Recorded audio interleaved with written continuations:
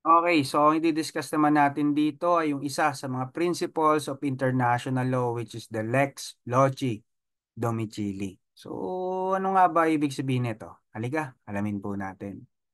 So again, doon muna tayo sa definition. So when we say lex loci domicili, the governing law is the law of the place of the domicile of the person. So yun, domicile, ano? Kaya nga domicili. So it is also defined as the legal principle that states that the law of a person's domicile governs their personal status. Okay? So para mas maintindihan natin to, punta tayo sa illustration. So tandaan nyo status, domicile. So tignan natin to. F, a Filipino citizen who has been living in Japan for several years and has established her domicile there.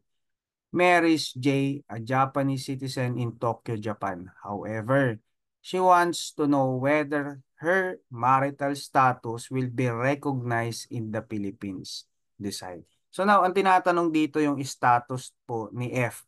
Nagpakasal siya sa Japan, doon na siya nakatira. So ngayon, hindi naman capacity yung pinag-uusapan dito, yung status lang niya. Single ba siya, married? Married na nga siya doon sa Japan kung saan siya nakatira eh. Yun lang naman yung tinatanong dito.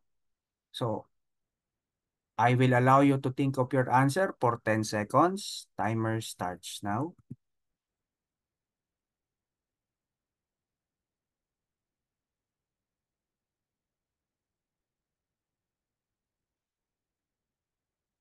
Time is up. Let's check the suggested answer. The answer is, in this case, the principle of lex loci domicili applies. Since F is domiciled in Japan, Japanese law will govern her personal status, including her marriage. When F and J visit the Philippines, the Philippine courts will recognize their marriage based on the law of F's domicile, which is Japan at the time of the marriage. So ngayon, ibig sabihin lang nito, nagpakasal po yung Pilipino, dun na siya nakatira sa Japan. So yun na yung domicile niya.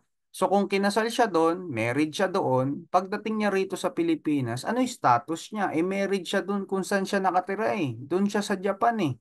Okay, that's the reason why i-recognize din po yung kanyang status dito sa Pilipinas. So, married na rin po siya pagdating dito sa Pilipinas. So, yan po ang Lex Loci Domicili.